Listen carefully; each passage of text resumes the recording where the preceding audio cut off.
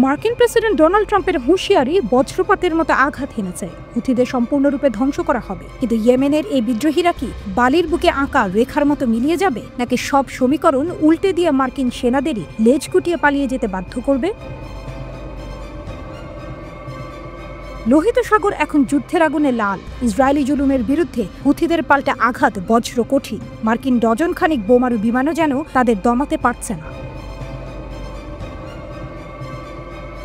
ইয়েমেনের রাজধানী সানার আকাশে মার্কিন বোমা উল্কাপিণ্ডের মতো ছুটছে, কিন্তু হুথিরা পাহাড়ের মতো অটল। তাদের ঘোষণা, ইসরায়েলি আগ্রাসন বন্ধ না হওয়া পর্যন্ত যুদ্ধের অগ্নিস্রোত থামবে না।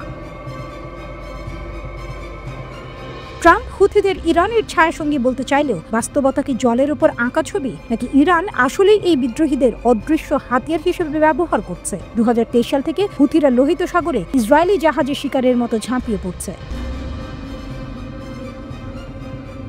গাজার যুদ্ধবিরতির সময় তারা সাপের মতো কুণ্ডলি পাকিয়েছিল, কিন্তু ইসরায়েলের অবরোধে বিস্তর ফনা তোলা শুরু করেছে আবার। ইসরায়েলি সেনাবাহিনীর যুদ্ধবিরতি ভাঙার পর হুথিরা বাঘের মতো ছুটেছে পাল্টা আক্রমণে, গাজায় শত শত ফিলিস্তিনির রক্তের প্রতিশোধ নিতে।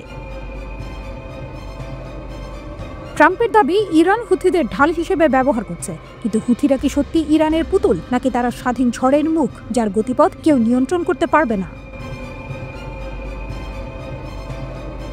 মার্কিন প্রেসিডেন্ট ডোনাল্ড ট্রাম্প ইয়েমেনের হুথি বিদ্রোহীদের বিরুদ্ধে কঠোর হুঁশিয়ারি উচ্চারণ করেছেন। তিনি বলেছেন, হুথিদের সম্পূর্ণরূপে ধ্বংস করা হবে। ট্রাম্প ইরানের প্রতি হুথিদের সমর্থন বন্ধ করার আহ্বান জানিয়েছেন, পাশাপাশি এই গোষ্ঠীকে পরাজিত করার প্রতিশ্রুতি দিয়েছেন। এই মন্তব্য এসেছে লোহিত সাগরে আমেরিকান যুদ্ধ জাহাজ লক্ষ্য করে হুথিদের হামলা এবং ইসরায়েলের বিরুদ্ধে ক্ষেপণাস্ত্র নিক্ষেপের দাবির পর।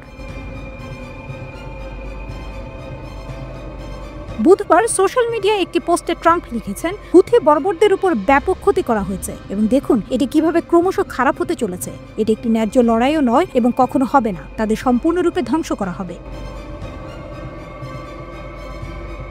2023 সাল থেকে হুথিরা লোহিত সাগরে ইসরায়েল সংশ্লিষ্ট বাণিজ্যিক জাহাজ লক্ষ্য করে এবং ইসরায়েলি ক্ষেপণাস্ত্র নিক্ষেপ করে আসছে। গাজার যুদ্ধবিরতির সময় হুথিরা লোহিত সাগরে আক্রমণ বন্ধ করেছিল, কিন্তু ইসরায়েলের মানবিক সাহায্যের উপর অবরোধের প্রতিক্রিয়ায় তারা আবারও আক্রমণ শুরু করে। ইসরায়েলি সেনাবাহিনী 2 মাসের যুদ্ধবিরতি ভঙ্গ করার পর হুথিরা ইসরায়েলের বিরুদ্ধে সরাসরি সামরিক অভিযান পুনরায় শুরু করে।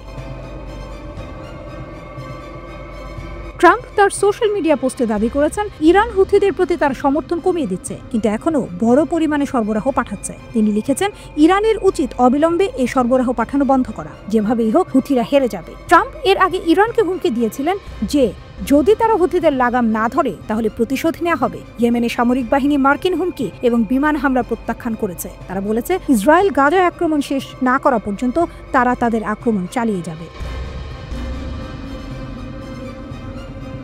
এক বিবৃতিতে হুথিরা জানিয়েছে, ইয়েমেনি সশস্ত্র বাহিনী নিশ্চিত করছে মার্কিন আগ্রাসন ইয়েমেনকে ফিলিস্তিনি জনগণের প্রতি তাদের ধর্মীয়, নৈতিক এবং মানবিক দায়িত্ব পালন করা থেকে বিরত রাখতে পারবে না। গাজার উপর নৃশংস আগ্রাসন বন্ধ না হলে এবং অবরোধ প্রত্যাহার না করা হলে তারা ইহুদিবাদী শত্রুর বিরুদ্ধে সামরিক অভিযান আরও তীব্র হবে।